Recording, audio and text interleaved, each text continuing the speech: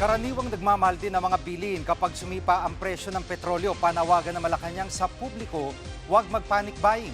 Live mula sa New York sa Amerika, namumuna sa balita si News 5 Palace correspondent Maricel Alili. Maricel, yung mga panawagan ng Malacanang para kasing may pattern.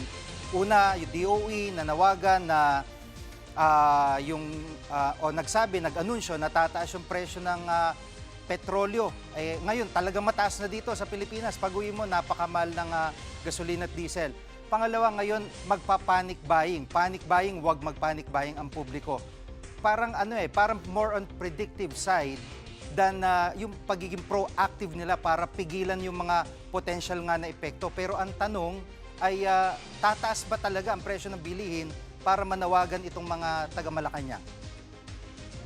Well, Gigi, so far, ang sabi ni Palace Press Officer Undersecretary Claire Castro sa pakikipag-ugnayan nila sa Department of Trade and Industry, wala pa silang namomonitor na any effect nitong adjustment sa presyo ng produktong petrolyo doon sa mga basic commodities natin, at least sa Metro Manila.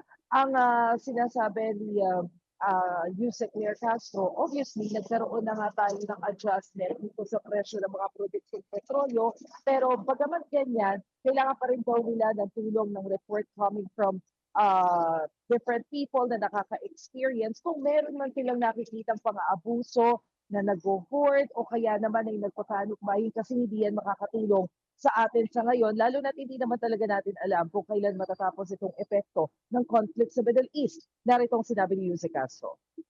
Hindi po kailangan magkaroon ng panic buying dahil kumpleto naman po at ina pa po ang supply, lalo-lalo ng ating fuel at ng ating mga basic commodities. Kapag ka po kayo ay nahuli na lumalabag sa batas, nahuli na nag-hoard or umaksyon or gumawa ng isang profiteering, hindi po kayo tatantana ng ating pamahalaan dahil kayo po mismo ay madidimanda.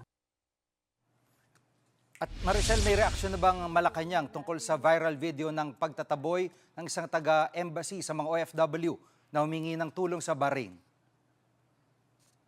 Well, oo, napanood yan ni Pangulong Marcos, Gigi. Pero bago yan, maidagdag ko lamang doon sa impact on oil prices, Gigi, ha? Kasi alam natin na lumabas sa mga balita na naitala talaga yung all-time low ng piso kontra dolyar. Umabot nga ng 59 pesos and 50 cents yung level ng piso. At ang sinasabi dyan ni Yusek Castro, hindi na sila nagulat na umabot ng ganyan, bumina ang piso dahil nga ito yung consequence dahil sa nangyayari sa Middle East. Pero nakahanda naman daw ang Bangko Sentral ng Pilipinas na mag-intervene kung kinakailangan. Pagdating dun sa pangalawa mong tanong, Gigi, tungkol nga dito sa viral video kung saan ay hindi naging maganda yung pagtrato nitong isang empleyado ng Migrant Workers Office sa Bahrain doon sa ilang mga kababayan natin na humingi ng tulong sa embahada dahil naapektuhan sila ng nangyayaring gulo dyan. Ang kwento sa atin ni Yusek Claire Castro, napanood yan ni PBBM habang nandito siya sa Europe o nandito siya sa New York at talagang nagalit daw siya dahil sa pangyayaring yan. Malinaw naman din kasi yung naging initial directives nila na dapat ay tugunan yung pangangailangan ng mga kababayan natin. So dahil sa nangyari na yan, nagbigay din ng kautusan itong si PBBM kay DMW Secretary Hans Takdak na investigahan ito at gawa ng aksyon. Narito ang sinabi ni Yusek Castro. Ang taong walang puso sa pagsisilbi ay walang puwang sa administrasyon ni Pangulong Ferdinand R. Marcos Jr. Uulitin po natin, ang utos ng Pangulo ay asikasuhin ang lahat ng ating mga kababayan, lalong-lalo na yung mga naiipit sa Middle East. Kung hindi po nyo nais na magsilbi sa ating mga kababayan ng buong puso, kayo na po ang voluntaryong bumitaw sa inyong posisyon. Pero sa ngayon, Gigi, dire-diretso pa rin naman yung repatriation doon sa ating mga OFWs. Katunayan, base doon sa report na ibinigay sa atin ng Malacanang, meron na daw na less than 20 OFW sa Israel, sa Tel Aviv, na naitawid nila malapit doon sa border ng Egypt at mula dyan, target nila na mapabalik dito sa Pilipinas. Meron na rin ilang mga OFWs dyan naman sa Dubai na nadala na rin sa Oman para hopefully may uwi na rin sa Pilipinas as soon as possible. Gigi? At Maricel, anong update sa working visit ng Pangulo at ng First Lady? Oo, Gigi, nagsimula nga yung kanilang working visit dito sa New York sa pagharap ni Pangulong Bongbong Marcos sa Commission on the Status of Women. 70th session nila yan sa United Nations at dito binigyang diin ni Pangulong Marcos yung kahalagahan ng edukasyon sa bawat babae nang sa gayon ay magkaroon din ng women empowerment.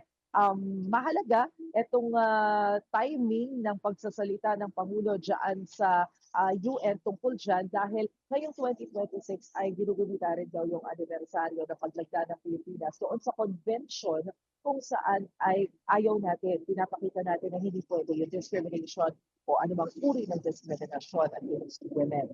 At after nga niyang pagpapahayag na yan ng Pangulo dyan sa General Assembly Hall ng UN, nagkaroon din siya ng pakikipagtulong o bilateral meeting sa UN Secretary General Antonio Guterres.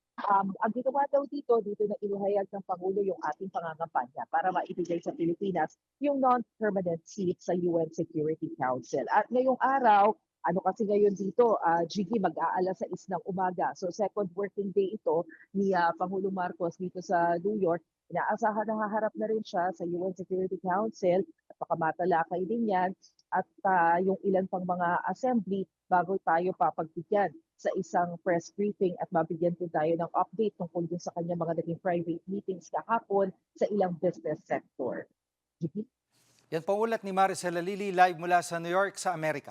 Mga kapatid, Jig Manikad po. Pagdating sa mahalagang balita sa loob at labas ng bansa, dapat una sa lahat, mag-follow at mag-subscribe na sa social media pages ng News 5.